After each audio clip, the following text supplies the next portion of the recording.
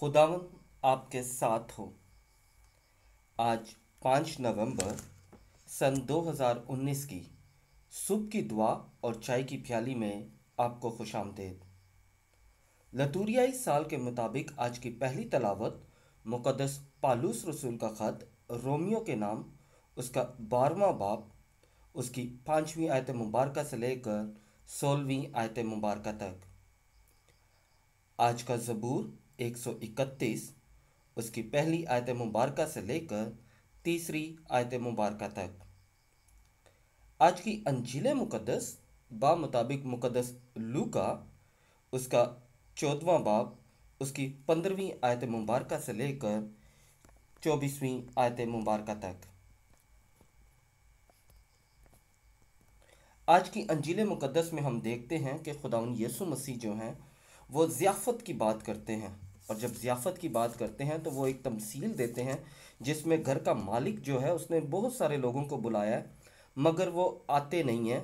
और जिसकी वजह से जो घर का मालिक है वो दूसरे लोगों को बुलाता है। इससे पहले कि हम इस तमसील की तफसीर की तरफ जाएं, 15वीं आयत में हम देखते हैं कि हम नवाला जो है, यानी जो खुदावंद यीशु मसीह के साथ उस वक्त टेबल पर मौजूद था, जो खाना खा रहा था खुदावंद यीशु मसीह के साथ, वहाँ वो कहता है कि मुबारक वो है जो खुदा की बादशाही में रोटी खाएगा। ये वो अमल है जब अगर अहद अतीक में हम देखें तो अहद अतीक में ये अमल उस वक्त हमें मिलता है कि जब बनी इसराइल जो है वो मिस्र की ग़ुलामी से निकले थे। अगर आप मेरे साथ कलाम को खोलें, ज़िंदा कलाम, खुदावंद का ज़िंदा कलाम, खरूज की अक़दस किताब, उसका 24वां बाब आप मेरे साथ खोलें। तो ये वो अमल है जब खुदावंद के साथ बुज़ुर्गों ने, बनी इसराइल के बुज़ुर्गों ने खाया था। क्या लिखा हुआ है खुदावंद के ज़िंदा कलाम में, खरूज की अक़दस किताब, उसका 24वां बाब और उसकी 11वीं आयत में, और बनी इसराइल के बरगज़ीदों पर उसने अपना हाथ न बढ़ाया, बस उन्होंने खुदा को देखा और खाया और पिया। अब जो खुदा की बादशाही की तमसील खुदावंद यीशु मसीह हमें देते हैं, जो ज़ियाफ़त की बात करते हैं, वो दर हकीकत खुदा की हजूरी है। और खुदा की हजूरी में खाना और पीना हर मोमिन के लिए ये एक ख्वाहिश है और उसके ईमान की इकाई है। अब जब हम ज़ियाफ़त की बात करते हैं तो तो हम देखते हैं कि ये रूहानी और दुनियावी दोनों हैं। इब्रानी कल्चर के मुताबिक जो ज़ियाफ़त है, यानी शादी की जो तकरीब है, वो 1 या 2 दिन नहीं बल्कि 7 दिन होती है। अगर हम हमारे यहाँ भी शादी की तकरीब जो है वो 1 दिन से ज़्यादा होती है, यानी मेहंदी होती है, निकाह होता है, फिर वलीमा होता है, इस तरह दूसरे इसी तरह जो बनी इसराइल में रिवाज है वो भी इसी तरह है। अब अगर आप 7 को देखें तो 7 जो है वो बाइबल मुक़द्दस में परफेक्ट नंबर है, यानी कामल नंबर है। खुदा ने कायनात को 7 दिन में तख्लीक किया। हमारे खुदावंद यीशु मसीह ने सब्बत के रोज़ 7 मोजज़े किए। अब यहाँ पर जो ज़ियाफ़त की बात हो रही है, शादी की ज़ियाफ़त की बात हो रही है, वो 7 की बात है, यानी 7, यानी खुदावंद यीशु मसीह बताना चाहते हैं कि खुदा की जो बादशाही है वो हर वक्त खुली हुई है, यानी उसमें हर कोई शिरकत कर सकता है। अब यहाँ पर हम आते हैं 3 तरह की कैटेगरी के लोग के, जिन्होंने यानी खुदा की बादशाही को रद्द किया। किस तरह रद्द किया?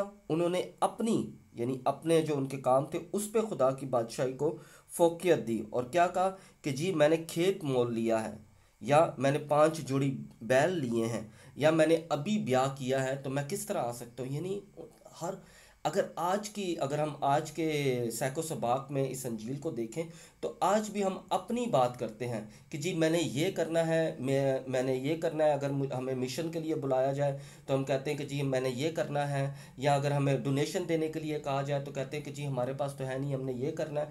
तो यानी खुदा की बादशाही में दाखिल होने के लिए ज़रूरी है कि हमने खुदा की आवाज़ को सुनना है कि खुदा ने मुझे इस वक्त मौजूदा लम्हे में क्या कहा है। और खुदा की बादशाह में कौन दाखिल होगा? जो मजबूर होंगे। किस तरह मजबूर होंगे? वो गरीब होंगे, लंगड़े होंगे, अंधे होंगे, या खेतों पर परदेसी वगैरह, जिनके बारे में खुदावंद यीशु मसीह हमेशा बात करते हैं। अगर आप मेरे साथ कलाम को खोलें, मुकद्दस मत्ती की अंजील, उसका 25वां बाब और उसकी 35वीं आयत में, खुदा की बादशाही में कौन दाखिल होगा? जो भूखा है, जो प्यासा है, जो परदेसी है, जो बीमार है, जो कैद में है, या जो रहम करता है। क्योंकि ज़रूरी यह है कि हम जब खुदा की बादशाही में दाखिल हों तो हम अपने आप को हलीम बनाएं।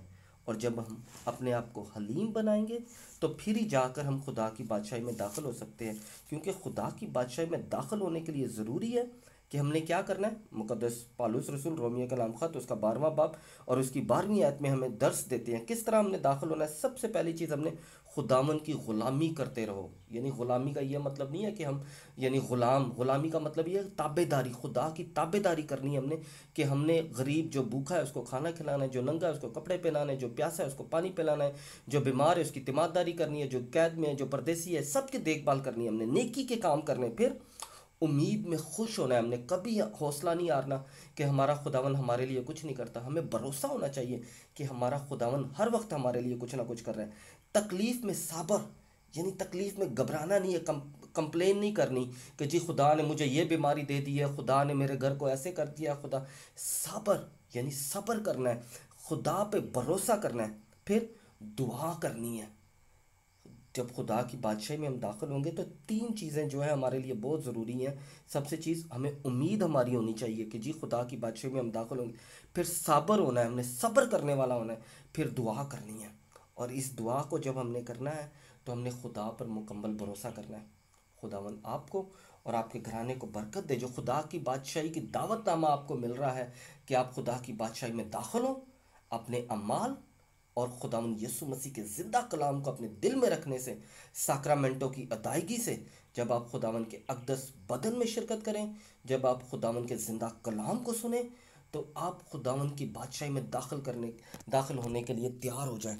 और जब दाखिल हों तो हमेशा खुदावन की शुक्रगुजारी करें कि जिसने आपको अपनी बादशाही में दाखिल होने के लिए बुलाया। आएँ खुदावन के हजूर शुक्रगुजारी करें, खुदावन का शुक्र करें कि उसने हमें अपनी बादशाही के लिए बुलाया है। और जब अपनी बादशाही के लिए बुलाया तो खुदा हमसे चाहता है कि हम उम्मीद रखें, हम तकलीफ़ में सब्र करें और दुआ करें। खुदावन आपको और आपके घराने को बरकत दे, बाप और बेटे और रूल कुदुस के नाम से, आमीन।